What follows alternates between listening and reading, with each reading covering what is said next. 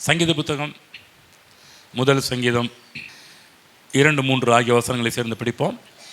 கர்த்தருடைய வேதத்தில் பிரியமாயிருந்து இரவும் பகலும் அவருடைய வேதத்தில் தியானமாக இருக்கிற மனுஷன் பாக்கியவான்.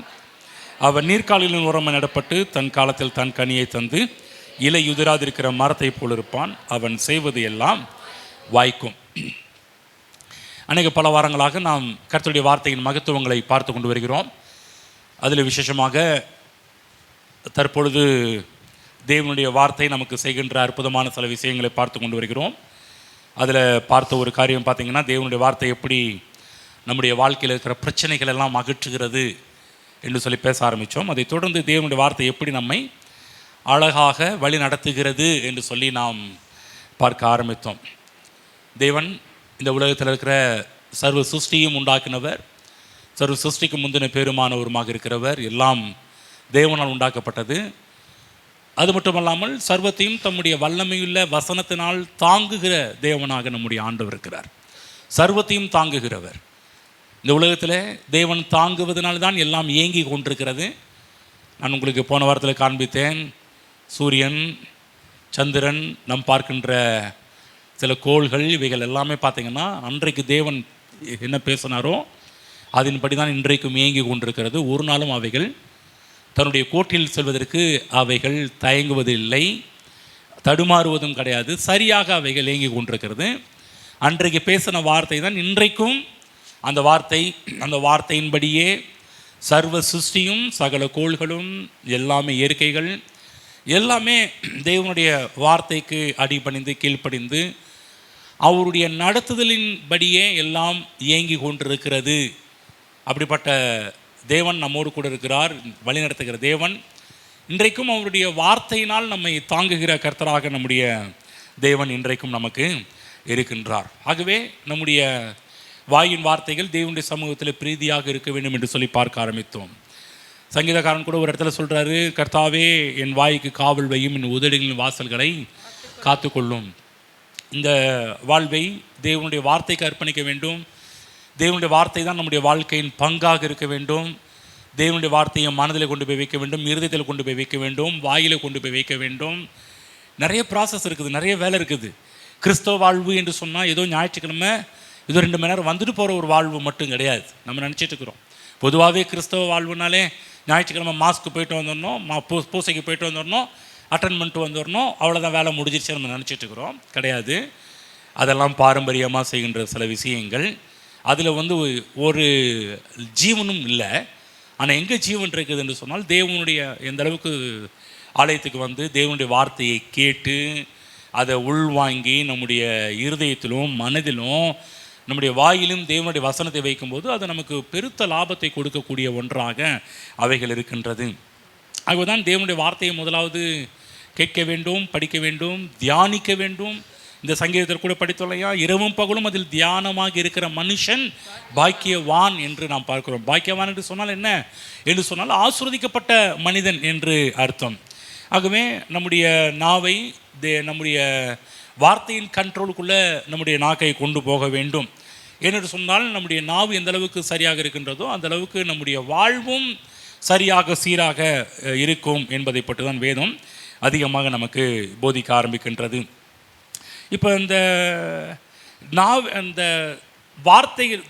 வார்த்தையில் எந்த அளவுக்கு நாவில் வைக்க வேண்டும் என்பதை புரிந்து கொள்ள வேண்டும். நாவுக்கும் வார்த்தைக்கும் ரொம்ப நெருங்கிய தொடர்பு இருக்குது. எல்லாரும் சொல்லுவோம், நாவுக்கும் வார்த்தைக்கும் நெருங்கிய தொடர்பு இருக்கிறது. ஆமென். என்று சொன்னால் நம்முடைய நாவை, இந்த நாவு தான் நம்முடைய வாழ்வையே திசை திருப்பக்கூடிய ஒரு உறுப்பு என்பதை புரிந்து கொள்ள வேண்டும். சொல்லுங்கள், நாவு. சொல்லுங்கள், நாக்கு. நாவுன்னு சொல்லலாம், நாக்குன்னு சொல்லலாம். நாவு நம்முடைய முழு சரீரத்தையும் திசை திருப்பக்கூடிய, நம்முடைய வாழ்வையே திசை திருப்பக்கூடிய அற்புதமான ஒரு உறுப்பு என்பதை புரிந்து கொள்ள வேண்டும். வேதத்தில் யாக்கோபின் புஸ்தகம் திருப்பிக் கொள்வோம், 3ஆம் அதிகாரம் திருப்பிக் கொள்வோம். யாக்கோபு 3ஆம் அதிகாரம் 3ஆம் வசனத்தை உங்களுக்கு படித்து காண்பிக்கிறேன். எல்லாரும் எடுத்துக்கொள்வோம், என்னோடு கூட சேர்ந்ததை படிங்க பார்க்கலாம். 3ஆம் வசனம், பாருங்கள், குதிரைகள் நமக்கு கீழ்ப்படியும்படிக்கு அவைகளின் வாய்களில் கடிவாளம் போட்டு அவைகளுடைய முழு சரீரத்தையும் திருப்பி நடத்துகிறோம். வேதத்தில் பார்த்தீங்கன்னா ஒவ்வொன்றுக்கும் ஒவ்வொரு அதிகாரங்கள் தனித்துவம் வாய்ந்த அதிகாரங்களாக இருக்கின்றது. அன்பு என்று சொன்னாலே எல்லாருக்கும் தெரிந்த ஒரு அதிகாரம் என்னவென்று சொன்னால் 1 கொரிந்தியர் 13ஆம் அதிகாரம் என்று சொன்னாலே அன்பை குறித்து அதிகமாக அந்த புஸ்தகத்தில் அந்த அதிகாரத்தில் எழுதப்பட்டிருக்கிறது. விசுவாசம் என்று சொன்னால் டக்குன்னு உடனே நமக்கு ஞாபகத்துக்கு வரக்கூடியது என்ன அதிகாரம்? எபிரேயர் புஸ்தகம் 11ஆம் அதிகாரம் டக்குன்னு ஞாபகத்துக்கு வரும். அன்பை பற்றி கேட்டோம்னா நிறைய இடத்துல நிறைய அன்பு பற்றி அங்கங்கு பல வசனங்கள் சொல்லப்பட்டிருந்தாலும் 1 கொரிந்தியர் 13ஆம் அதிகாரம் என்று வரும்போது ஃபுல்லாக அந்த அதிகாரம் முழுவதுமே அன்பை பற்றி பேசப்பட்டிருக்கிறது. அதே போல் எபிரேயர் 11ஆம் அதிகாரம் எடுத்துக்கொண்டால் அந்த அதிகாரம் முழுவதுமே விசுவாசம் அங்கங்கு கொஞ்சம் தொக்கி சொல்லப்பட்டிருந்தாலும் கூட இந்த 11ஆம் அதிகாரம் வரும்போது அங்குதான் விசுவாசத்தை பற்றி அதிகமாக பேசப்பட்டிருக்கிறது. தேவனுடைய வார்த்தை வசனத்தை குறித்து ஒரு அதிகாரம் இருக்கிறது. எந்த அதிகாரம்? சங்கீதம் 119. சங்கீதம் 119 நீங்கள் எடுத்துட்டிங்கன்னா தேவனுடைய அந்த முதல் வசனத்துலேருந்து கடைசி வசனம் வரையிலும் எல்லாமே தேவனுடைய வசனம், கர்த்தருடைய வார்த்தை, கர்த்தருடைய சாட்சி, கர்த்தருடைய நியமங்கள், கர்த்தருடைய கட்டளைகள், இந்த மாதிரியே தேவனுடைய வார்த்தை பற்றி அந்த 1ஆம் வசனத்திலிருந்து கடைசி வசனம் 119ஆம் சங்கீதம் முழுவதுமே ஒன்றை குறித்து பேசும் என்று சொன்னால் அது கர்த்தருடைய வார்த்தையை குறித்து பேசும். இப்போ சொல்லுங்கள் பார்க்கலாம். வார்த்தை உங்களுக்கு கேட்குறேன் பாருங்கள். அன்பை பற்றி எந்த அதிகாரம் முழுவதும் சொல்லப்பட்டிருக்கிறது? விசுவாசத்தை பற்றி எந்த அதிகாரம் சொல்லப்பட்டிருக்கிறது? இந்த பக்கம் தான் சத்தம் வருது. தேங்க்ஸ். தேவனுடைய வார்த்தையை பற்றி எந்த அதிகாரம் சொல்லப்பட்டிருக்கிறது? சங்கீதம் 119. சரி, இப்படியெல்லாம் கற்றுக்கொண்ட நீங்கள் நாவு என்று சொல்லக்கூடியதை பற்றி ஒரு அதிகாரம் முழுவதுமே பேசப்பட்டிருக்கிறது என்று சொன்னால் அது யாக்கோபு 3ஆம் அதிகாரம். சொல்லுங்க, யாக்கோபு 3ஆம் அதிகாரம். எதை பற்றி யாக்கோபு 3ஆம் அதிகாரம் எதை பற்றி மட்டும்தான் பேசுகிறது என்று சொன்னால் நாவை பற்றி தான் பேசுகின்றது. அப்போ கவனமாக கேட்கணும். இது எல்லாமே பார்த்தீங்கன்னா முக்கியமான நிறைய பல காரியத்தை மற்ற நாட்களில் சொல்கிறோம். இந்த 4 காரியங்களை மனதில் பதித்துக் கொள்ளுங்கள். இதில் முக்கியமாக இருக்கின்றது நாவு. அதாவது ஒரு சில விஷயங்கள் ரொம்ப முக்கியத்துவம் வாய்ந்ததாக இருக்கிறபடியால் தான் அந்த அதிகாரம் முழுவதுமே அதற்காகவே பிரித்து வைக்கப்பட்டது போலவே இருக்கும். அப்படின்னு சொன்னால் நாவு ஒரு விசேஷமான ஒரு பகுதி என்பதை உறுப்பு என்பதை புரிந்து கொள்ளுங்கள். நாவு ரொம்ப முக்கியத்துவம் வாய்ந்ததாக இருக்கிறபடினால தான் யாக்கோபு அப்போஸ்தலன் நிருபகாரர் இந்த நாவை பற்றி யாக்கோபு 3ஆம் அதிகாரம் முழுவதுமே நாவை பற்றியே பேசியிருக்கிறார் என்பதை புரிந்து கொள்ளுங்கள். நாவு பார்த்திங்கன்னா ஒரு 6 அங்குலம் கூட இல்லை, ஆனால் 6 அடி மனிதனை கூட கொல்லக்கூடிய அளவுக்கு ஆற்றல் நம்ம நாக்குக்கு இருக்குது. புரியுதுங்களா? 4 அடி அங்குலம் கூட 6 அங்குலம் கூட கிடையாது. ஆனால் அப்படிப்பட்ட நாக்கு ஒரு பெரிய மனிதனை கூட பெரிய ஆளை கூட கொள்ளக்கூடிய ஆற்றல் நாவிற்கு இருக்கின்றது. ஆகுதான் வேதம் நாவானது கொடிய விஷமுடையது என்று போடப்பட்டிருக்கிறது. வேதத்தில் நாவை பற்றி ஏராளமாக சொல்லப்பட்டிருக்கிறது. ஆனால் இந்த அதிகாரம் ஸ்பெசிஃபிக்காக நிறைய விஷயங்கள் நமக்கு எடுத்து காண்பிக்கின்றது. அதுவும் புதிய ஏற்பாட்டில் இந்த அதிகாரம் முழுவதுமே நாவை பற்றி யாக்கோபு பேசியிருக்கின்றார். யாக்கோபு நிருபத்தை எடுத்து வாசிப்போம் என்றால் ரொம்ப ஆச்சரியமான அதிர்ச்சியூட்டுகின்ற நம்மை ஆச்சரியப்படுத்துகின்ற சில தகவல்களையும் யாக்கோபு தன்னுடைய நிருபம் 3ஆம் அதிகாரத்தில் எழுதி வைத்திருக்கின்றார். யாக்கோபு 3ஆம் அதிகாரம் எடுத்துக்கொள்வீர்கள் என்று சொன்னால் அங்கு ஒரு சில காரியத்தை மட்டும் நான் படிக்கிறேன், பிற்பாடு தொடர்கிறேன். யாக்கோபு 3:2 வசனம். நம்ம எல்லாரும் அநேக விஷயங்களில் தவறுகிறோம். ஒருவன் சொல் தவறாதவன் ஆனால் அவன் பூரண புருஷனும் தன் சரீரம் முழுவதும் கடிவாளத்தினால் அடக்கி கொள்ளக்கூடியவனுமாய் இருக்கிறான். 3ஆம் வசனம். பாருங்கள், குதிரைகள் நமக்கு கீழ்ப்படியும்படிக்கு அவைகளின் வாய்களில் கடிவாளம் போட்டு அவைகளுடைய முழு சரீரத்தையும் திருப்பி நடத்துகிறோம். 5ஆம் வசனம். 4ஆம் வசனம். கப்பல்களையும் பாருங்கள், அவைகள் மகா பெரியவைகளாக இருந்தாலும் கடுங்காற்றுகளால் அடிபட்டாலும் அவைகளை நடத்துகிறவன் போகும்படி யோசிக்கும் இடம் எதுவோ அவ்விடத்திற்கு நேராய் மிகவும் சிறிதான சுக்கானாலே திருப்பப்படும். அப்படியே நாவானது. பாரு, குதிரையை பற்றி பேசினாரு, கப்பலை பற்றி பேசினாரு, அப்படியே நாவானது சொல்லி இப்போ சேம் அதை வைத்து என்ன பண்ணுறாரு, இப்போ நாவை என்ன பண்ணுறான்னு விலைக்கு சொல்கிறார். இந்த குதிரை கப்பல் இந்த 2 காரியமும் பார்த்தீங்கன்னா ஒரு இடத்திலிருந்து மற்றொரு இடத்திற்கு கொண்டு போகின்ற ஒரு உபகரணங்களாக பயன்படுத்தப்படுகின்றது. குதிரையில் பார்த்திங்கன்னா ஒரு நபரை ஏற்று சொல்லக்கூடிய அளவுக்கு அந்த குதிரை பயன்படுகின்றது. கப்பல் ஒரு நபர் மட்டுமல்ல, ஏராளமான பயணிகளையும் கூட்டி செல்கின்ற ஒரு ஒரு ஒரு ஒரு காரியமாக பயன்படுத்தப்படுகின்றது கப்பல். நாவை பற்றி வேதம் சொல்கிறது அதாவது நாவு என்னும் கடிவாளம், அதாவது குதிரைக்கு எப்படி கடிவாளம் போடுறோமோ அதே போல் நாவுக்கு கடிவாளம் போட வேண்டும் என்று வேதம் சொல்கின்றது. ஏன் என்று சொன்னால், எப்படி குதிரைக்கு கடிவாளம் போட்டு குதிரையை இயக்கிறது பார்த்திங்கன்னா கடிவாளம் மஸ்ட், அவசியம். கடிவாளம் மட்டும் குதிரைக்கு நம்ம போடலை அப்படின்னு சொன்னால் குதிரை இஷ்டத்துக்கு போக ஆரம்பிக்கும். அதை கண்ட்ரோல் பண்ணவே முடியாது. எப்படி பாருங்க, இன்றைக்கி இந்த ஆடு வளர்க்குறவங்க மாடு வளர்க்குறவங்கலாம் பார்த்திங்கன்னா அதனுடைய அனிமல்ஸ், அதனுடைய மிருகங்களுக்கு ஒவ்வொரு காரியத்தை சொல்லி அவங்க கண்ட்ரோலை வச்சுருப்பாங்க. உங்கள் எல்லாருக்கும் தெரியும், மாடுன்னு சொன்னாலே மூக்கு நாங்கள் ஏறி கட்டி என்ன பண்ணுவாங்கன்னா இழுப்பாங்க, பார்த்துருப்பீங்க. அதே போல் நாய் கூட்டி போனவங்க நாய்க்கு ஒரு கயிறு இருக்கும், ஏதாவது போட்டு கண்ட்ரோலில் கொண்டு வந்தால் அது கயிறு போட்டு போனால் முடியும். சும்மா சாதாரண கயிறுலாம் போட்டால் அது அவுத்துட்டு ஓடி போயிடும் பாருங்கள். அதுக்குன்னு சில நேரம் ஸ்ட்ராங்கான கயிறு தான் போட ஆரம்பிக்கணும். அதே போல் குதிரை எடுத்துக்கிட்டிங்கன்னா அதை கண்ட்ரோலில் கொண்டு போகணுன்னா ஒன்றால் தான் முடியும். கடிவாளம் என்ற ஒன்றை அது கண்ணுக்கு பக்கத்தில் ஒரு பிளேட் மாதிரி வச்சு கடிவாளம் போடுவாங்க. அது போட்டால் மட்டும்தான் அந்த குதிரை சரியான நேர்கோட்டில் நடத்துகிறவன் போகிற வழியில் அது அழகாக போக ஆரம்பிக்கும். அப்போ சரியானதாக இருக்க வேண்டும், அதாவது நம்முடைய கண்கள், அதாவது நம்முடைய நாவு சரியானதாக இருக்க வேண்டும் என்று சொன்னால், எந்த அளவுக்கு நம்ம நாவு சரியாக இருந்தால் நம்முடைய வாழ்வு சரியாக அமைந்து விடும். இன்றைக்கி ஏன் வாழ்வு சரியாக அமையலை அப்படின்னு காரணம் என்னென்னு சொன்னால், நாக்கு சரியாக இல்லை, அதனால் வாழ்வும் சரியாக இல்லாமல் போய்விடுகின்றது.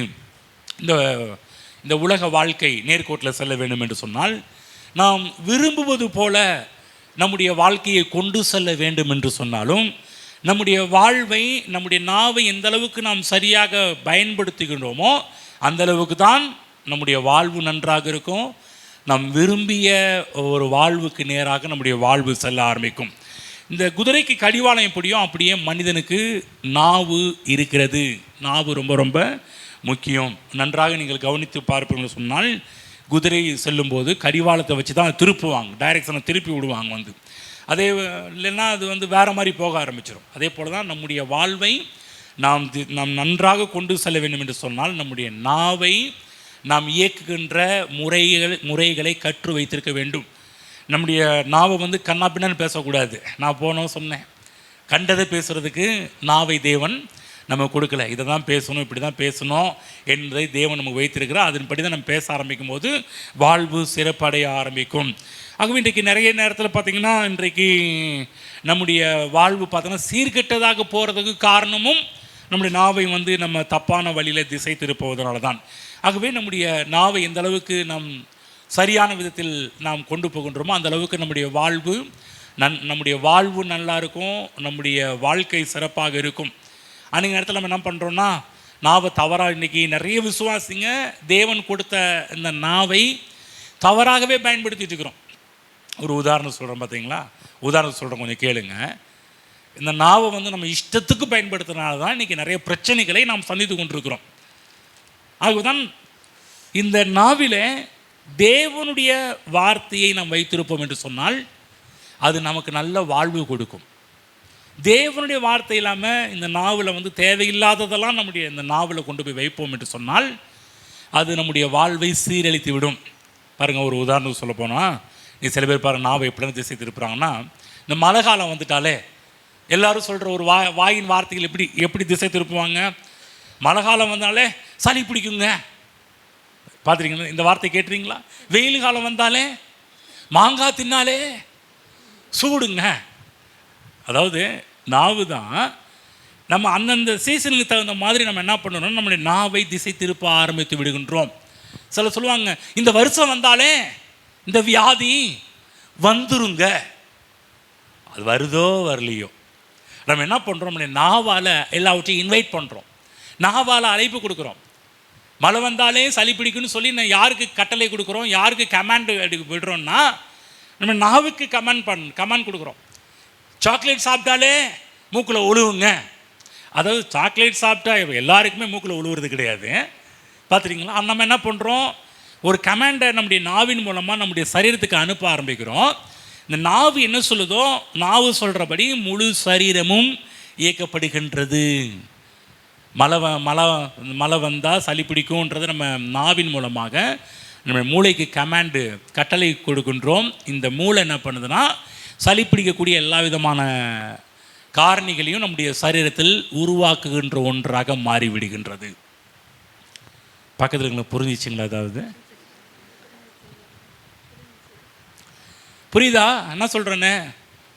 இன்றைக்கி நம்ம பேசுகிற வார்த்தை மிக மிக முக்கியம். நம்ம என்ன பேசுகிறோன்றது ரொம்ப ரொம்ப முக்கியமான ஒரு காரியம்.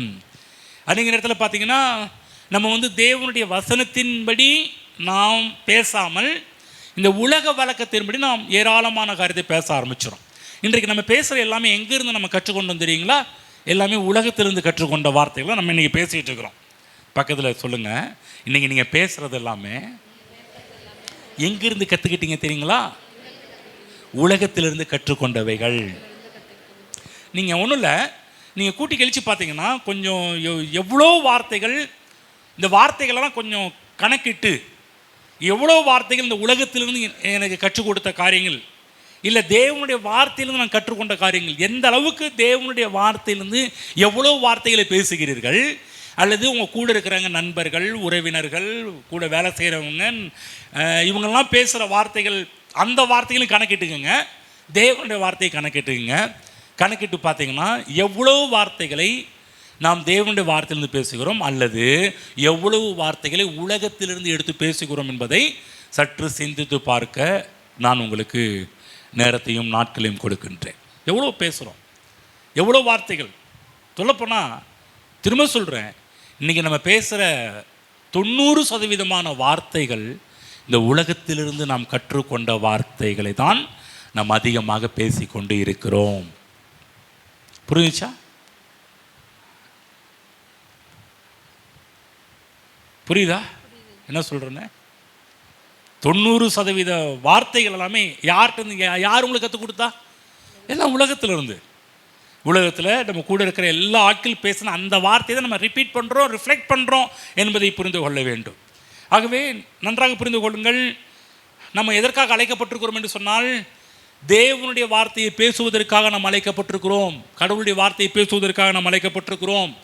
ஆகவே தான் நம்ம இந்த பூமியில் பார்த்திங்கன்னா கர்த்தருடைய வார்த்தை என்ன சொல்கின்றது?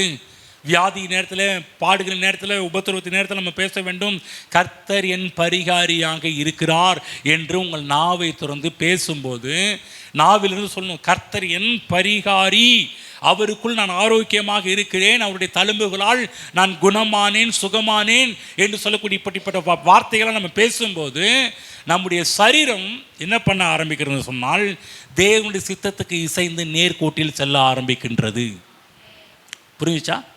தேவனுடைய வார்த்தைக்கு இசைவாக பேச ஆரம்பிக்கணும். சில இடத்துல பலவீனமாக இருக்கலாம். பலவீனமாக இருக்கும்போது நம்ம ஐயோ எனக்கு இங்கே வலிக்குது, அங்கே வலிக்குது, இங்கே பிடிச்சிக்கிச்சு, அங்கே பிடிச்சிக்கிச்சு.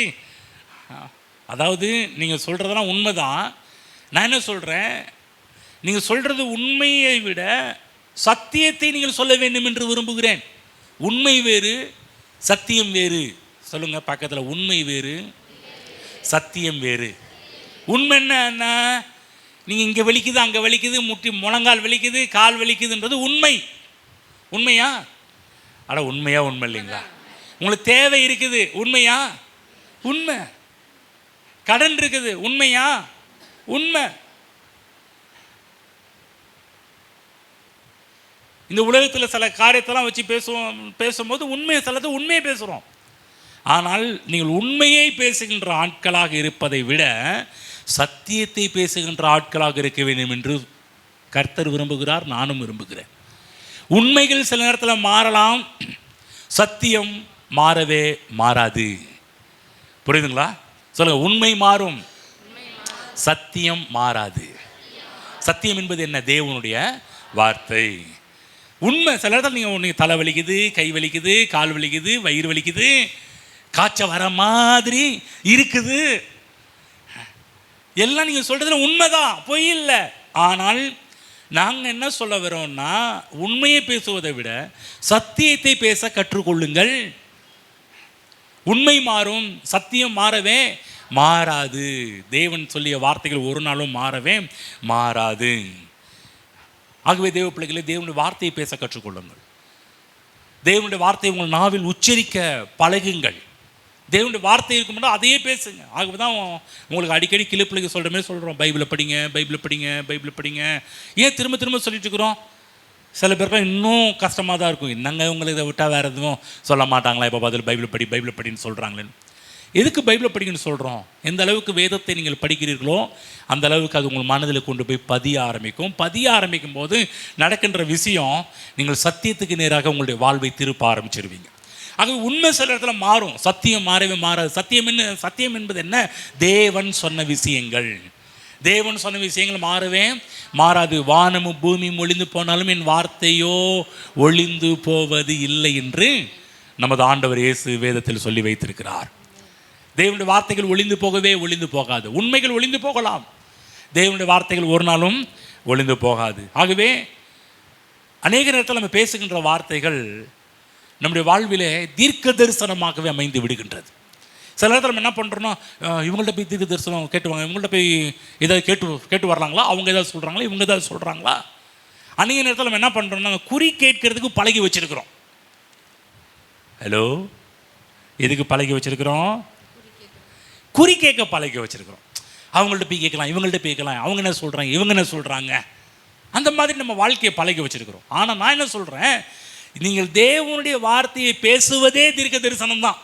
எந்த அளவுக்கு தேவனுடைய வாசனம் உங்கள் உள்ளே போய், இருதயத்தில் போய், உங்கள் மனதை கொண்டு போய் அவைகள்லாம் உள்ள ஒரு வேலை செஞ்சு நீங்கள் வெளியே வாயில் வருது பாருங்கள், அதுவே ஒரு பெரிய ஒரு ப்ராஃபஸி, தீர்க்க தரிசனம் என்பதை புரிந்து கொள்ளுங்கள்.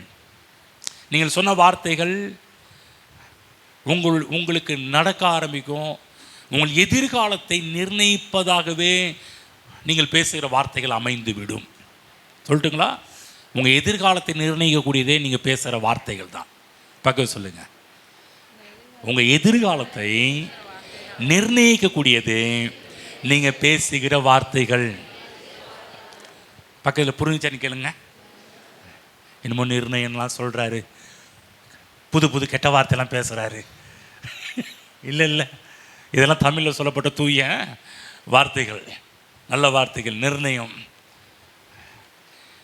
வேதத்தில் தன்னுடைய எலும்புகளை குறித்து பேசின ஒரு மனுஷன் இருக்கிறார். ஆதியாகமம் புஸ்தகம் 50ஆம் அதிகாரம் எடுத்து படிங்க பார்க்கலாம். 50ஆம் அதிகாரம் 25ஆம் வசனம் படிங்க.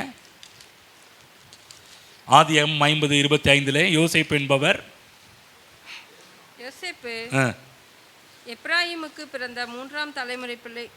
யோசேப்பு தன் சகோதரரை நோக்கி, ஆதியாகமம் தானே 50ஆம் அதிகாரம் 25ஆம் வசனம். தேவன் உங்களை சந்திக்கும் போது என் எலும்புகளை இவ்விடத்திலிருந்து கொண்டு போவீர்களாக. கவனிச்சிங்களா? என்ன சொல்ற? என் எலும்புகளை இவ்விடத்தில். ஏன்னா இவர் இருக்கிறது எகிப்து. ஆனால் இவங்களுக்குன்னு தேவன் அவங்க தாத்தாக்களுக்கு கொடுத்த இடம் கானான் தேசம். ஆகவே இந்த யோசேப்புக்கு பார்த்தீங்கன்னா எகிப்தில் இருக்க பிடிக்கல.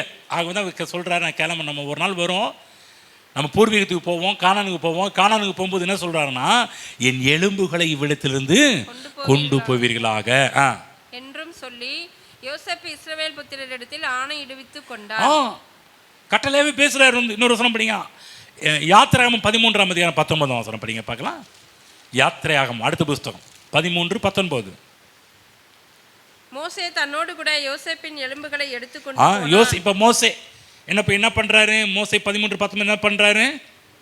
மோசே தன்னோடு கூட யோசேப்பின் எலும்புகளை எடுத்துக்கொண்டு போனான். அங்க யோசேப்பு சொல்றாரு, நீ இந்த இடத்த விட்டு காலி பண்ணி கிளம்பி போறப்ப மறந்துடாதீங்க, என் எலும்புகள் எல்லாம் எடுத்துட்டு போகணும். ஆனால் சரீரம் அரிஞ்சு போனாலும் எலும்புகள் உடனே போகாது, அப்படியே தான் இருக்கும்.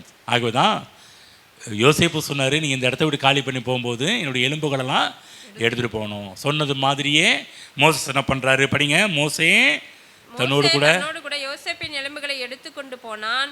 தேவன் நிச்சயமாய் உங்களை சந்திப்பார். அப்பொழுது உங்களோடு கூட என் எலும்புகளை இவ்விடத்திலிருந்து கொண்டு போங்கள் என்று யோசேப்பு சொல்லி இஸ்ரவேல் புத்திரரை உறுதியாய் ஆணையிடும்படி செய்வித்திருந்தான். கவனிச்சிங்களா? தன்னுடைய எலும்புகளை குறித்து தீர்க்க தரிசனம் சொல்றார். உண்மையாக அதாவது பைபிளில் எசேக்கியேல் புஸ்தகத்தில் எலும்புகளை பார்த்து தீர்க்கத்தை சொல்லி எலும்புகளெல்லாம் உயிரடையும்படி பண்ணின ஒரு மனுஷன் இருக்கிறார். ஆனால் இந்த இடத்துல பார்க்குறோம், யோசேப்பு சொல்கிறேன், நீங்கள் கிளம்பி போகும்போது என் எலும்புகளை கொஞ்சம் என் எலும்புகளெல்லாம் எடுத்து போங்க அப்படின்றார். இங்கே புதைக்காதீங்க, இந்த இடத்துல வைக்காதீங்க, கானானுக்கு கொண்டு போங்க, அங்கே தான் கொண்டு போய் வைக்க வேண்டும். என்ன ஆச்சரியம்னா, எலும்புகளை குறித்து கூட தீர்க்க தரிசனம் சொல்லக்கூடிய அளவிற்கு தேவன் அவர்களை வைத்திருந்தார். சிம்பிளான ஒரு என்னங்க, எலும்பை கொண்டு போக சொல்கிறாரு, அப்படியே விட்டுட்டு போக வேண்டியதானே. யார் வந்து தூக்கிட்டு போக போகிறா, யார் எடுத்துகிட்டு போக போகிறா, அந்த மாதிரி யோசிக்க தோணும். ஆனால் அந்த எலும்புகளை குறித்து கூட வார்த்தைகளை பேசி அதன்படியே மோசே செய்திருக்கிறார் என்றுதான் வேதத்தில் பார்க்க ஆரம்பிக்கின்றோம். அது மட்டுமல்ல, யோசேப்பு மட்டும் கிடையாது, யோசேப்பினுடைய தாய், இவங்களை சற்று யோசிச்சு பாருங்க. அவங்க என்ன சொன்னாங்களோ அப்படிதான் அவங்க வாழ்க்கை இருந்தது, அவங்க வாழ்க்கை நிர்ணயம் செய்தார்கள். யோசேப்புடைய அம்மா பேர் என்னதுங்க? ரெபேக்காள். ரெபேக்காள் இல்லையா? ஏங்க ரெபேக்காள், இந்த பக்கம் ரெபேக்காள்ன்றாங்க, நீங்கள் ராகேல்ன்றீங்க. யார் சொல்கிறது? ரெபேக்காலா ராகேலா? ராகேல் தானா? உண்மையா? சரி, உண்மைதான், ராகேல். இந்த ராகேல் என்ன பண்ண ஆரம்பித்தாங்கன்னா, தன்னுடைய நாட்களில் பார்த்தீங்கன்னா அவர்கள் என்ன பேசினார்களோ அப்படி தான் அவங்க வாழ்க்கை நடக்க ஆரம்பிச்சு, அவங்க வாழ்க்கை அப்படியே செயல்பட ஆரம்பித்தது. ஆதியாகமம் புஸ்தகம் 30ஆம் அதிகாரம் தெரிவிங்க. ஆதியாகமம் 30ஆம் அதிகாரம் 23ஆம் வசனம். நான் உங்கள்கிட்ட ஒரு கேள்வி, நீங்கள் படிங்க. நீங்கள் படித்ததில் நீங்கள் இந்த அம்மா என்ன சொன்னாங்க, என்ன நடந்துச்சுன்றதை மட்டும் பாஸ்டமாக சொல்லக்கூடாது, மற்றவர்கள் சொல்ல வேண்டும். ஓகேங்களா? ஆதியாகமம் புஸ்தகம் 30ஆம் அதிகாரம் 23ஆம் வசனம் படிங்க. 23 படிங்க. அவள் கர்ப்பவதியாகி ஒரு குமாரனை பெற்று தேவன் என் நிந்தையை நீக்கிவிட்டார் என்றும் 24 இன்னும் ஒரு குமாரனை கர்த்தர் எனக்கு தருவார் என்றும் சொல்லி அவனுக்கு யோசேப்பு என்று பெயரிட்டாள். புரிஞ்சுங்களா? யோசேப்பின் பேர் வச்சாங்களா? ஓகே, இன்னொரு வசனம் போங்க, 36ஆம் அதிகாரம் போங்க. நான் இதுலேருந்து ஒன்று கேட்பேன், இதில் என்ன நடந்துச்சுன்றதை மட்டும் கேட்பேன். வந்து 36ஆம் அதிகாரம் 16ஆம் வசனம் படிங்க. கோராகு 16 கொஞ்சம் இருங்க, இல்லை கொஞ்சம் இருங்க. 35ஆம் அதிகாரம் 16ஆம் வசனத்திலிருந்து. பின்பு பெத்தேலை விட்டு பிரயாணம் புறப்பட்டார்கள். எப்ராத்தாவுக்கு வர இன்னும் கொஞ்ச தூரம் இருக்கும்போது ராகேல் பிள்ளை பெற்றாள். ராகேல் பிள்ளை பெற்றாளா? ரெபேக்காள் பிள்ளை பெற்றாள்? ராகேல் பிள்ளை பெற்றாங்களா? ராகேல் பிள்ளை பெற்றாங்க. சரி, படிங்க. பிரசவத்தில் அவளுக்கு கடும் வேதனை உண்டாயிற்று. பிறக்கும் போது அவளுக்கு கடும் வேதனையா இருக்கையில் மருத்துவச்சி அவளை பார்த்து, பயப்படாதே, இந்த முறையும் புத்திரனை பெறுவாய் என்றாள். மரண காலத்தில் அவள் ஆத்துமா பிரியும் போது அவள் அவனுக்கு பெனோலி என்று பெயரிட்டாள். அவன் தகப்பனோ அவனுக்கு பென்யமீன் என்று பெயரிட்டான். ராகேல் மரித்து பெத்லகேம் என்னும் எப்ராத்தா ஊருக்கு போகிற வழியில் அடக்கம் பண்ணப்பட்டாள். கவனமாக கேளுங்க. அங்கு யோசேப்பு பிறக்கிறாரு. எந்த அதிகாரத்தில்? 30ஆம் அதிகாரத்தில் யோசேப்பு பிறக்கிறாரு. 35ஆம் அதிகாரத்தில் பென்யமீன் பிறக்கிறார்.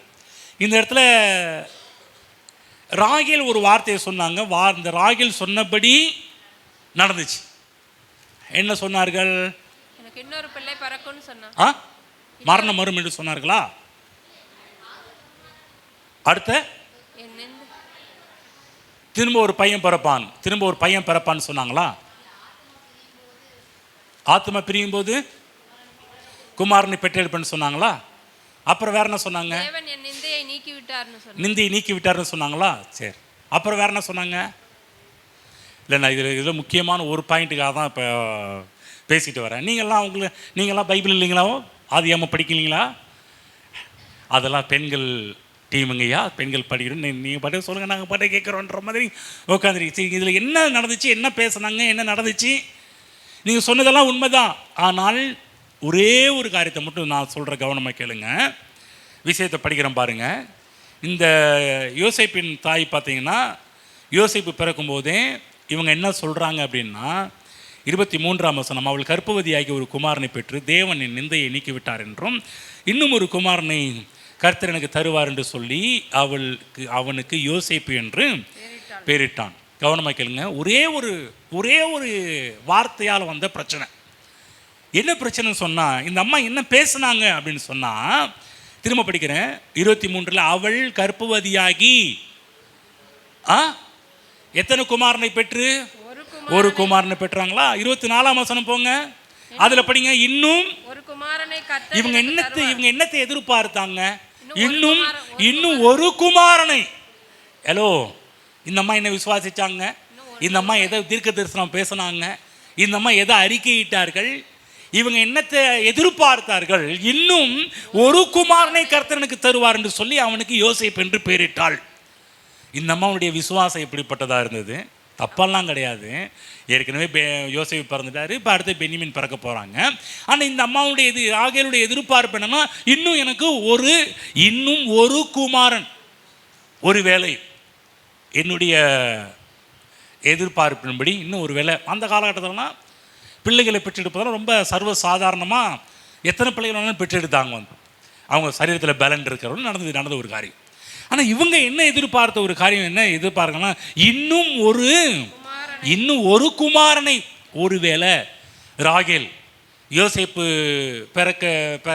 பிறக்கிற டைமில் இன்னும் எனக்கு ஒரு 10 குமாரனை கொடுப்பாருன்னு சொல்லி பேசியிருந்தா கூட தேவன் என்ன பண்ணியிருப்பாருங்க?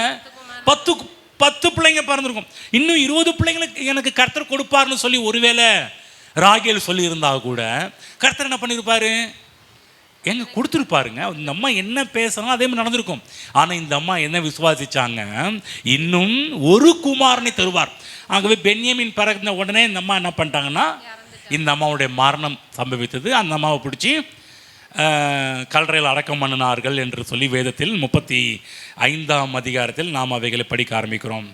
அவன் கல்லறை மேல் யாக்கோபு ஒரு தூணை நிறுத்தினான், அதுவே இந்நாள் வரைக்கும் இருக்கிற ராகேலுடைய கல்லறையின் தூண். இந்த அம்மா என்ன பேசினார்களோ பேசினது போல நடந்துச்சு வாழ்க்கை. பக்கத்தில் ஏதாவது புரிஞ்சிச்சானுங்களுங்க? பக்கத்தில் என்ன புரிஞ்சிச்சு? இந்த அம்மா பேச இன்னும்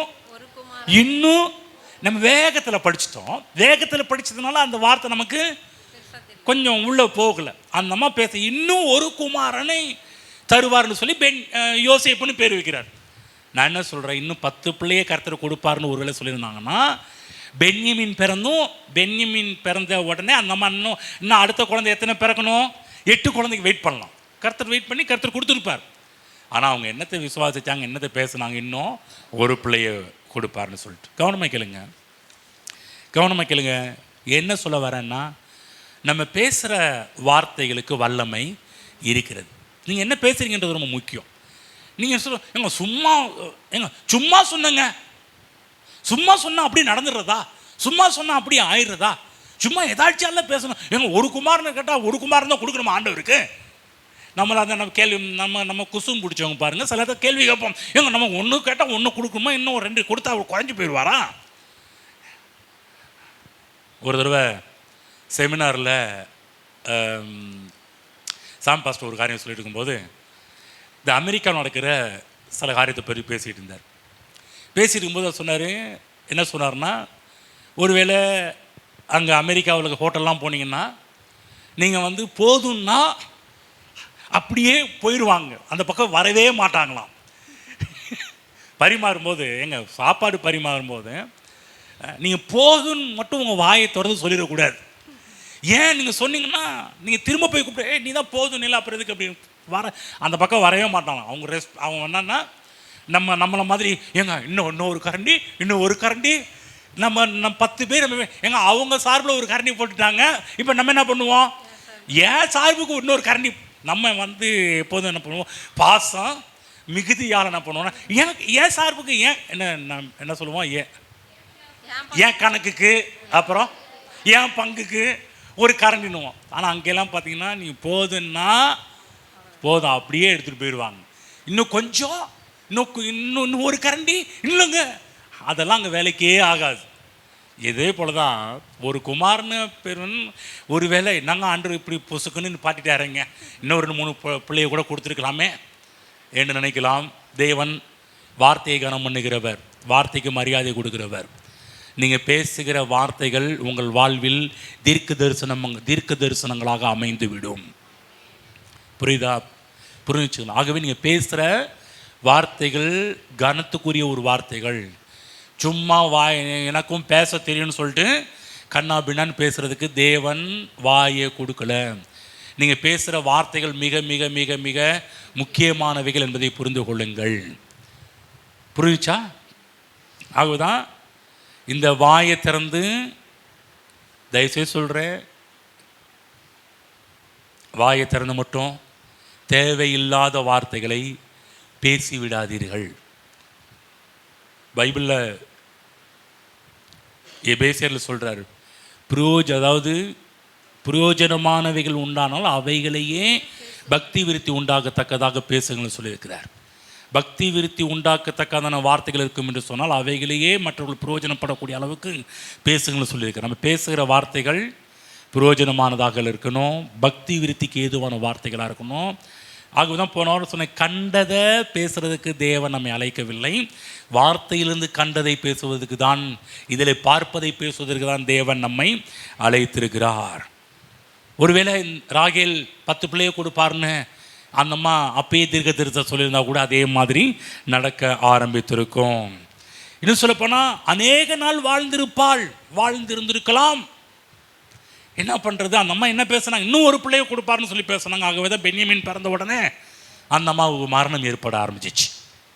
இன்னும் 10 பிள்ளையை பெற்று இன்னும் 10 பிள்ளையை கர்த்தர் கொடுப்பாருன்னு சொல்லி ஒருவேளை அந்த அம்மா சொல்லியிருந்திருப்பாங்கன்னா கவனிக்கலாம். அதுக்கு முன்னாடி லேயாலாக இருக்கட்டும், அவங்கெல்லாம் தங்களுடைய பிள்ளைகள் பிறக்கும் போதே பேர் வச்சாங்க. இது நிமித்தம் இந்த பேர் அந்த பேர்னு வைக்க ஆரம்பித்தாங்க. அதே மாதிரி அந்த பிள்ளைகள் வளர ஆரம்பித்தார்கள். யோசேப்பு தன்னுடைய எலும்புகளை குறித்து தீர்க்க தரிசனம் பேசுகின்றார். ராகேல் அவங்களும் கூட பார்த்திங்கன்னா அவங்களுடைய மரணத்தை குறித்து தீர்க்க தரிசனம் சொல்கிறாங்க. என்ன மரணம்? இன்னும் ஒரு குமாரனை தருவார்னு சொல்வதன் மூலமாக அவங்க மரணத்துக்கு அவங்க வாழ்வுக்கே தீர்க்க தரிசனம் சொல்கிறாங்க. அவ்வளோதான், இதோட கதை முடிஞ்சிருச்சுன்ற மாதிரி. தேவப்பிள்ளை நல்லா புரிஞ்சுங்க, நீங்கள் பேசுகிற வார்த்தைகள் ரொம்ப ரொம்ப முக்கியம். எங்கள் சின்ன வார்த்தை தாங்க இது, போய் பகல் சொல்லுங்கள், பேசுகிற வார்த்தைகளை கவனமாக பேசுங்கள். இந்த சர்ச்சுக்கு நீங்கள் வரீங்கன்னா இஷ்டத்துக்கு பேசுகிறதுக்கு தேவன் நம்முடைய வாயை கொடுக்கவில்லை என்பதை புரிந்து கொள்ளுங்கள். நீங்கள் இங்கே வரும்போது கூட உங்கள் வாயை திறந்து இஷ்டத்துக்கு பேசுவதற்கு தேவன் உங்களை அழைக்கவில்லை. இந்த சர்ச்சுக்கு வரனீங்க, பக்தி விருத்தி உண்டாகின்ற வார்த்தைகள் இருக்கும் என்று சொன்னால் அதையே பேசுங்க. இல்லை என்று சொன்னால், போன வாரம் சொன்னேன், ஒருவேளை இல்லைங்க என் வாய் நான் என்ன வேணாலும் பேசுவேன்னு சொன்னால் அப்படிப்பட்டவர்கள் சொல்கிறேன், நீங்கள் பேசாமல் இருப்பது ரொம்ப ரொம்ப நல்லது. யார் பேசாமல் இருப்பது நல்லது? இல்லை, என் வாய் என் இஷ்டம், நான் இப்படி தான் பேசுவேன்னு சொல்கிறது அவர்களுக்கு சொல்கிறேன். அவங்களே பேச நான் அப்படிப்பட்டவர்கள் சொல்கிறேன். நீங்கள் பார்க்க எக்கு தப்பாக பேசி உங்கள் வாழ்வை நீங்கள் ஏன் அழித்து கொள்வானேன்? உங்கள் வாழ்வை ஏன் நீங்கள் சீரழித்து கொள்வானேன்? தேவன் நம்முடைய வாழ்வை விரும்புகிற கர்த்தர். ஆகவே தேவனுடைய வார்த்தையை புரிந்து கொண்டு அதற்கு ஏற்றாற்போல் உங்கள் வாய்களை திருப்புங்கள், திசை திருப்புங்கள். சங்கீதம் 39:1 படிங்க பார்க்கலாம். சங்கீதம் 39:1 நாவை குறித்து முக்கியமான ஒரு பகுதியை இங்கு சங்கீதக்காரன் குறிப்பிட்டிருக்கிறாரு. அழகான ஒரு வார்த்தை படிப்போம். என் நாவினால் பாவம் செய்யாதபடிக்கு நான் என் வழிகளை காத்து துன்மார்க்கன் எனக்கு முன்பாக இருக்கும் மட்டும் என் வாயை கடிவாளத்தினால் அடக்கி வைப்பேன். என் வாயை கடிவாளத்தினால் கடிவாளத்தை போட்டு அடக்கி வைப்பேன் என்றார் என்று சொல்றார். கவனிச்சிங்களா? பக்கத்தில் இருக்கிறவங்க கவனிச்சிங்களான்னு கேளுங்க.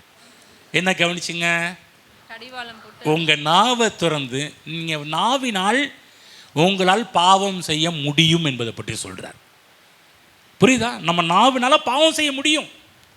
ஆகவேதான் இங்கு சங்கீதக்காரன் சொல்றாரு, நான் என் வாயை கடிவாளத்தை போட்டு அடக்கி வச்சிருக்கிறேன். இதை தான் நான் பேசணும், இந்த காரியத்தை தான் பேச வேண்டும் என்று நான் முடிவு பண்ணி தீர்மானம் பண்ணி என் நாக்குக்கு நான் கடிவாளம் போட்டிருக்கிறேன். குதிரைக்கு எப்படி கடிவாளம் அவசியமோ அதே போல் என் நாக்குக்கு நான் கடிவாளம் போட்டிருக்கிறேன். ஏன் கடிவாளம் போட்டிருக்கிறேன்? இதை தான் பேச வேண்டும் என்பதை அறிந்து, இப்படி தான் பேச வேண்டும் என்பதை தெரிந்து கொண்டு என் வாய்க்கு நான் கடிவாளம் போட்டிருக்கிறேன். படிப்போம் இன்னொரு வசனம். 1 கொரிந்தியர் 15:33. 1 கொரிந்தியர் 15:33. அநேக பாவங்கள் வாயின் மூலமாக தான் பிறகுது. கவனமாக கேளுங்க. நிறைய பாவங்கள், ஏராளமான பாவங்கள் வாயின் மூலமாக தான் பிறகுது. ஆகவே தான் இங்கே கொரிந்தியருக்கு எழுதின பவுல் சொல்றாரு 15:33. மோசம் போகாதிருங்கள். பக்கம் சொல்லுங்க, என்ன சொல்றீங்க? 243. இல்லைங்க, என்ன சொல்றாரு? மோசம் போகாதிருங்கள். ஏன் கேட்டீங்களா? மோசம் போகாதிருங்கள். ஆகாத சம்பாஷணைகள் நல்லொழுக்கங்களை கெடுக்கும். ஆகாத சம்பாஷணைகள் நல்லொழுக்கங்களை கெடுக்கும். புரியுச்சா? ஆகாத சம்பாஷணை, ஆகாத பேச்சுவார்த்தைகள், ஆகாத தேவையில்லாத பேச்சுவார்த்தைகள், ஆகாத பேச்சுவார்த்தைகள்லாம் உங்களுடைய நல் ஒழுக்கத்தை கெடுக்கும். இப்ப கேளுங்க, புரியுச்சான்னு? ஆகாத சம்பாஷணை நல்லொழுக்கங்களை கெடுக்கும். ஆகவேதான் ஒரு சாதாரணமான உலக பிரகாரமான வாழ்க்கையை இங்கு யாக்கோபு குதிரைக்கு ஒப்பிடுவதை நாம் பார்க்க ஆரம்பிக்கின்றோம். என்று சொன்னால் நாம் போய் சேர வேண்டிய இடம் ஒன்று இருக்கிறது. வாழ்க்கையில் நாம் சாதிக்க வேண்டும் என்று விரும்புகிறோம். நம்முடைய வாழ்க்கை தான் நம்முடைய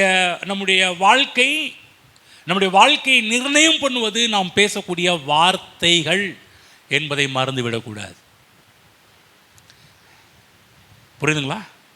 நீங்கள் பேசுகிற வார்த்தைகளை உங்கள் வாழ்க்கையவே நிர்ணயம் பண்ணக்கூடியது, உங்கள் வாழ்க்கையை வடிவமைக்கக்கூடியது. நீங்கள் எப்படி இருக்க போகிறீங்க என்பதற்கு முக்கியமான ஒரு காரியமே நீங்கள் பேசுகிற வார்த்தைகள். இன்னொன்று சொல்லட்டுங்களா? நீங்கள் எப்படிப்பட்ட வார்த்தைகளை பேசினீர்களோ அப்படிப்பட்ட வாழ்க்கையை தான் இன்றைக்கு நீங்கள் வாழ்ந்து கொண்டு இருக்கிறீர்கள். இது புரிஞ்சுச்சா? நீங்கள் உங்கள் பக்கத்தில் முக்கியமான சில வார்த்தைகள். இன்னைக்கு நீங்கள் இந்த வாழ்க்கை வாழ்கிறதுக்கு காரணமே ஏன் தெரியுங்களா? எதனால தெரியுங்களா? நீங்கள் முன்னாடி என்ன பேசுறீங்களோ அதற்கு தகுந்த மாதிரி தான் இன்றைக்கி வாழ்ந்துட்டு இருக்கிறீங்க. இன்னொன்று சொல்கிறேன் கேளுங்க.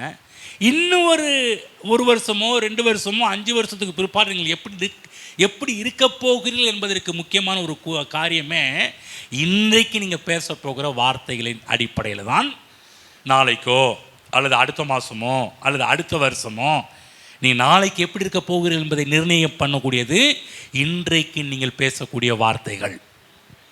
புரிஞ்சுச்சா என்ன சொல்கிறேன்னு?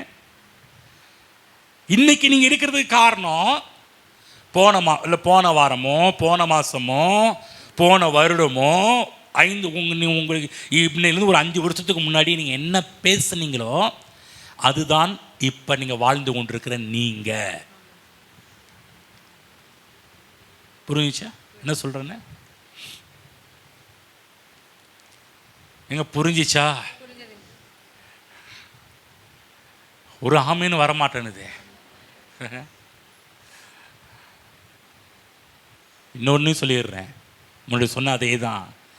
இன்னொரு அடுத்த மாதமோ அடுத்த வருஷமோ இன்னொரு 5 வருஷம் கழித்து நீங்கள் எப்படி இருக்க போகிறீர்கள் என்பதற்கு முக்கியமான காரியமே இன்னைக்கு நீங்கள் என்ன வார்த்தைகளை பேச போகிறீர்கள் என்பதை பொறுத்து தான் உங்களுடைய நாளைய எதிர்காலமும் அமைந்திருக்கிறது. ஆகவே ஒருவேளை நீங்கள் நினைக்கலாம், இன்றைக்கி இருக்கிற நிலைமைக்கு நான் பேசின வார்த்தை தான் நீங்கள் காரணம் என்று தெரிந்தால் தேவன்கிட்ட மன்னிப்பு கேளுங்க. ஆண்டவரே, என் வாய்க்கு காவல் வையும், இனிமேல் நான் இப்படிப்பட்ட வார்த்தைகளை பேசாத அளவுக்கு காத்துக்கொள்ளும் என்று சொல்லி ஜெபம் பண்ணுங்க. தேவன் உதவி செய்வார்.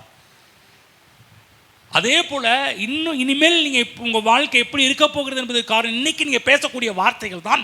ஆகவே நீங்கள் செலக்ட் பண்ணி தீர்மானம் எடுத்து இதை தான் நான் பேச போகிறேன்னு சொல்லி நிர்ணயம் பண்ணி பேச ஆரம்பிக்கணும். நான் இப்படி தான் இருக்க போகிறேன், நான் இப்படி தான் வாழ போகிறேன், என் தேவன் இப்படி விரும்புகிறார், என் தேவன் வேதத்தில் என்னை குறித்து இதெல்லாம் எழுதி வச்சிருக்கிறாரு, ஆக நான் இப்படி தான் இருக்க போகிறேன் என்பதை தெரிந்து தீர்மானித்து உங்களை இருதயத்தில் கொண்டு போய் வைத்து நீங்கள் அப்படி பேச ஆரம்பிக்கும் போது நான் சொல்கிறேன், இன்னும் அடுத்த வாரமோ அதுக்கு அடுத்த மாதமோ நீங்கள் எப்படி இருக்க போகிறீர்கள் என்பது இன்றைக்கு நீங்கள் பேசுகின்ற உங்கள் வாயின் வார்த்தைகளில் தான் இருக்கிறது என்பதை புரிந்து கொள்ளுங்கள்.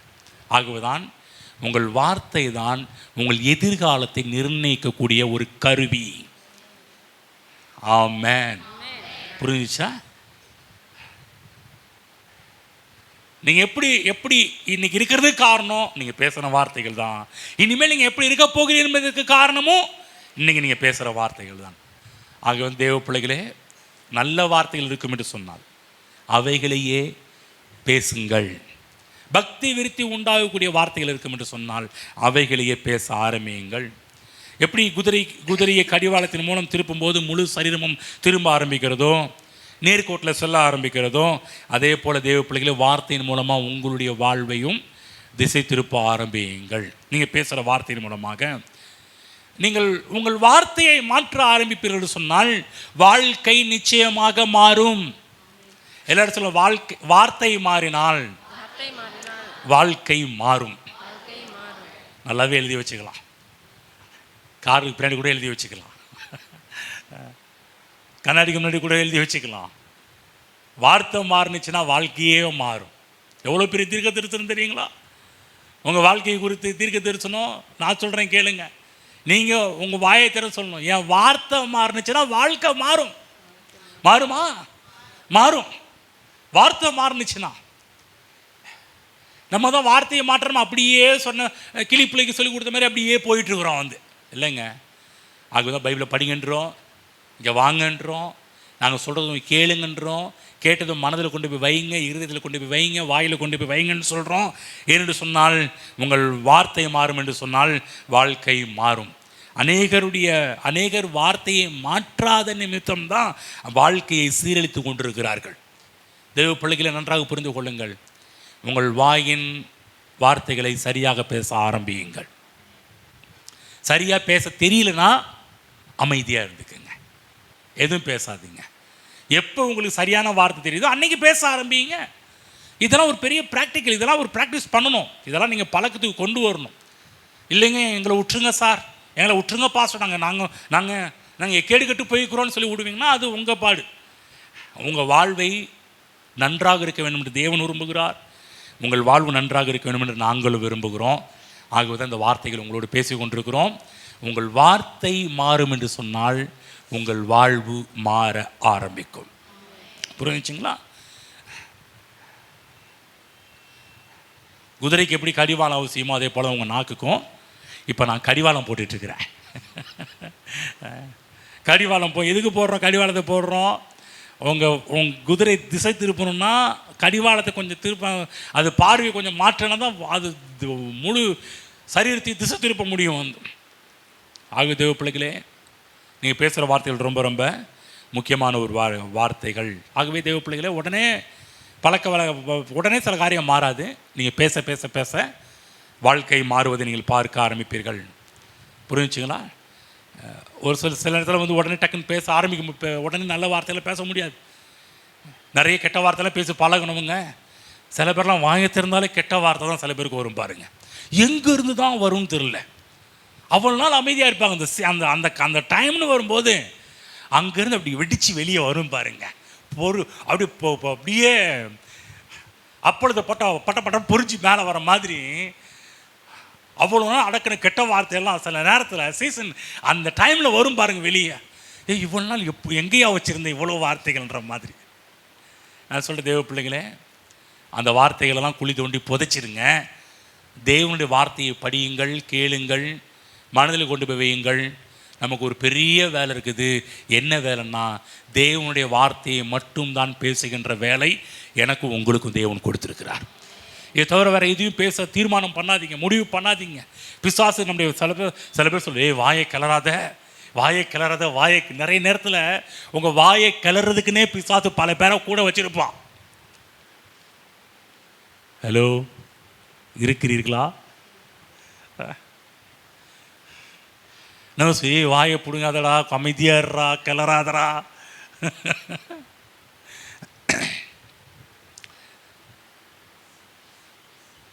திரும்ப சொல்கிறேன், வார்த்தை மாறினால் வாழ்க்கை மாற ஆரம்பிக்கும்.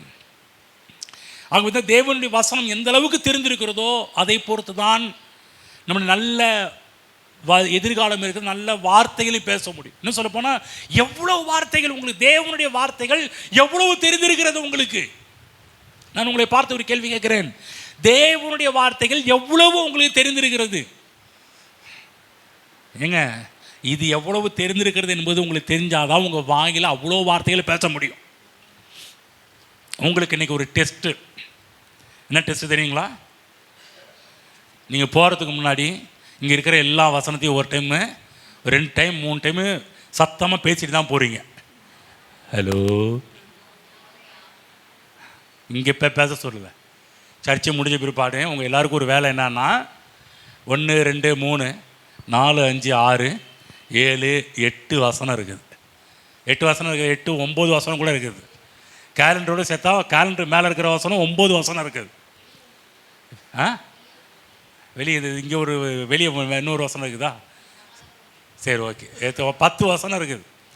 10 வசனத்தை அடுத்த வாரம் வரும்போது யார் டக்குன்னு சொல்கிறீங்களோ, எத்தனை பேர் தேவனுடைய வார்த்தைகளை பேச வேண்டும் என்று ஆசைப்படுறீங்க? இங்கே இருக்கிற வசனங்கள், உங்கள் வீட்டில் இருக்கிற வசனங்கள், இதெல்லாம் கணக்கு போட 20 வசனத்துக்கு மேலேயே வந்துடும். சில இடத்துல எந்த இடத்துல எந்த வாசனம் இருக்குன்னு கூட சில பேருக்கு தெரியாது. ஹலோ, என்னைக்காவது வந்து மேலே பார்த்துருக்கீங்களா? நான் கேட்க, மேலே பார்த்துருக்கீங்களா? திரும்ப சொல்கிற தேவ பிள்ளைகளே, வேதவசனம் தேவனுடைய வசனத்தை எந்த அளவுக்கு நீங்கள் தெரிந்து வைத்திருக்கிறீர்களோ அதை பொறுத்து தான் உங்களுடைய நல்வாழ்வு காத்து கொண்டிருக்கிறது. இந்த வசனம் தெரிஞ்சாதான் உங்கள் வாயில அவைகளை பேச முடியும். புரியுதா? இந்த வசனம் எவ்வளவு தெரியுது, எந்த அளவுக்கு எவ்வளவு தெரிஞ்சிருக்குது.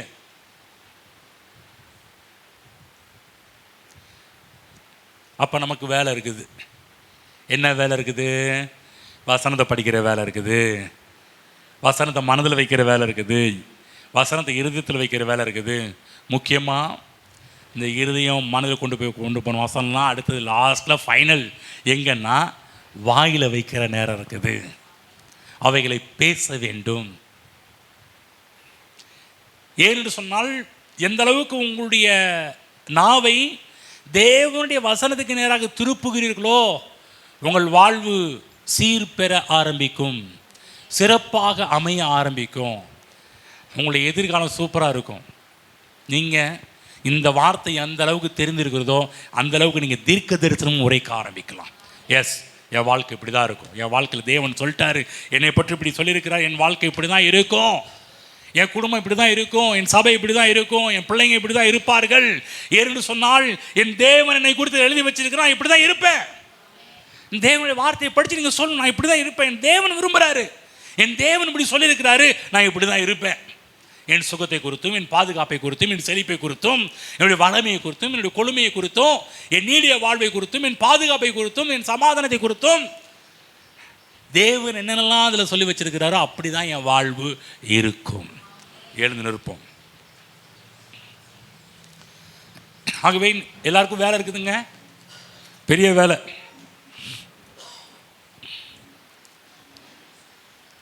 நல்ல வருமானம் வரக்கூடிய வேலை இருக்குது. சொல்லுவாங்க, இவ்வளவு முதல் போட்டால் இவ்வளோ வருமானம் வரும்னு. நான் சொல்கிறேன், எந்த அளவுக்கு தேவனுடைய வார்த்தையை அறிந்து கொண்டு நீங்கள் பேச ஆரம்பிக்கிறீர்களோ அந்த அளவுக்கு வருமானம் உங்களை தேடி வர ஆரம்பிக்கும். தேவன் உங்களுக்காக வழிகளை திறக்க ஆரம்பிப்பார்.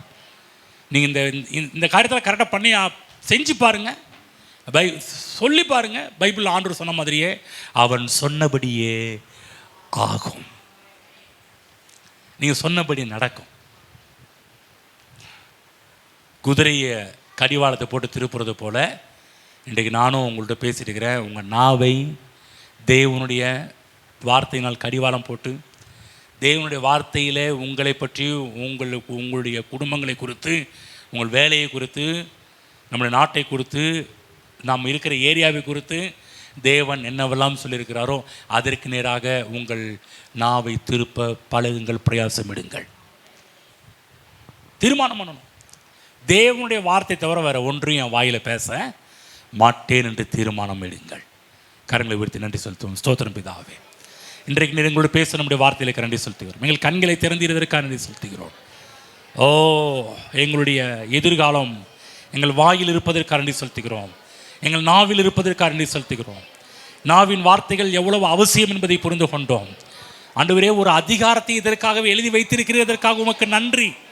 நாங்கள் என்னத்தை பேசணும், எப்படிப்பட்ட ஒரு ஆட்களாக இருக்க வேண்டும் என்பதை பற்றி நீ எழுதி வைத்திருக்கிறதே, அதற்காக உமக்கு நன்றி செலுத்துகிறோம் கர்த்தாவே. உங்களுடைய வார்த்தையை இதற்காக நாங்கள் படித்து நாங்கள் தியானித்து அதை கொண்டு போய் எங்கள் வாயில் வார்த்தையில் வைக்கப் போகிறோம் ஆண்டவரே.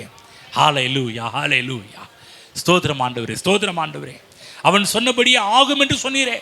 அதே போல் நம்முடைய பிள்ளைகளுடைய வார்த்தையை ஒவ்வொரு நாளும் பேசட்டும் கர்த்தாவே, இரவும் பகலும் பேசட்டும் கர்த்தாவே. உன் வாயை விட்டு பிரியாதிருப்பதாக என்று சொன்னீரே, அதே போல் நம்முடைய பிள்ளைகளுடைய வாயை விட்டு நம்முடைய வார்த்தை பிரியாதிருப்பதாக. ஹல்லேலூயா. அதனால் இந்த பூமியிலே புத்திமானாய் நடந்து கொள்வாய், செல்வ செழிப்பாய் வாழ்வாய் என்று சொல்லக்கூடிய வார்த்தையால் நிறைவேறட்டும் கர்த்தாவே. நன்றி, நன்றி. எங்கள் அன்பின் பிதாவே, கர்த்தராகிய இயேசு கிறிஸ்து நாமத்தில் நம்முடைய சமூகத்தில் நாங்கள் வருகிறோம். இது கொடுத்த நல்ல நேரத்திற்காக, வேலைக்காக ஸ்தோத்திரம், நல்ல நாளுக்காக ஸ்தோத்திரம். இந்த நாளில் எங்களோடு பேச நம்முடைய வார்த்தைகளுக்காக ஸ்தோத்திரம். நம்முடைய வார்த்தைக்கு எங்களை நாங்கள் அர்ப்பணிக்கிறோம் ஆண்டவரே. அப்பா, இனிமேல் இந்த வாயை கொண்டு, இந்த நாக்கை கொண்டு நீர் என்ன விரும்புகிறீரோ, உங்களுடைய வார்த்தையில் என்ன சொல்லப்பட்டிருக்கிறதோ அதையே நாங்கள் பேசுவதற்கு எங்களை அர்ப்பணிக்கிறோம், நாங்கள் தீர்மானிக்கிறோம் ஆண்டவரே. இங்கே இருக்கிற ஒவ்வொருவரும் தங்கள் வாயை உங்களுடைய வசனத்துக்கு நேராக திருப்பட்டும் ஆண்டவரே. ஹல்லேலூயா. சங்கீதக்காரன் சொன்னது போல, என் வாய்க்கு காவல் வையும் என்று சொன்னது போல, அப்பா, இங்கே இருக்கிற எல்லாருடைய வாய்க்கும் என் வாய்க்கும் காவல் வையும் ஆண்டவரே. ஆண்டவரே, உம்முடைய வார்த்தையை தவிர வேற எதையும் பேசக்கூடாது என்கின்ற ஒரு காவலை எங்கள் நாவுக்கு வைப்பீராக தகப்பனே. உம்முடைய வார்த்தை ஒன்று இருக்கும் என்று சொன்னால் அதையே நாங்கள் பேசக்கூடிய அளவுக்கு எங்களை உற்சாகப்படுத்துவீராக, எங்களை உந்தி தள்ளுவீராக. ஓ நன்றி ஆண்டு. இங்கே இருக்கிற நம்முடைய பிள்ளைகள் ஒவ்வொருவரையும் ஆசீர்வதிக்கிறேன். வாழ்ந்து சுகித்திருக்கட்டும், நல்ல எதிர்காலத்தை பார்க்கட்டும், தங்களுடைய வாழ்வை வடிவமைக்கட்டும், தங்களுக்கு ஒரு தீர்க்கதரிசிகளாக அமையட்டும் ஆண்டவரே. ஆண்டவரே, எளிமை குறித்து தீர்க்கதரிசி சொன்ன யோசேப்பை போல ஆண்டவரே, ராகேல் ஆண்டவரே தன் இன்னும் ஒரு குமாரனை தருவார் என்று சொல்லி யோசேப்பின் பேர் வச்சு அந்த அம்மா இரண்டாவது குழந்தையை பார்த்த உடனே இறந்ததை நாங்கள் காண்கிறோம் ஆண்டவரே. நாங்களும் அந்த மாதிரி தப்பானதை பேசி தப்பானதை அடைந்து விடாத வண்ணம் சரியானதை பேசி சரியானதை அடைவதற்கு நம்முடைய பிள்ளைகளோட நாவை சரியான திசையிலே கர்த்தர் நடத்துவீராக. அற்புதம் அதிசயம் நடப்பதாக.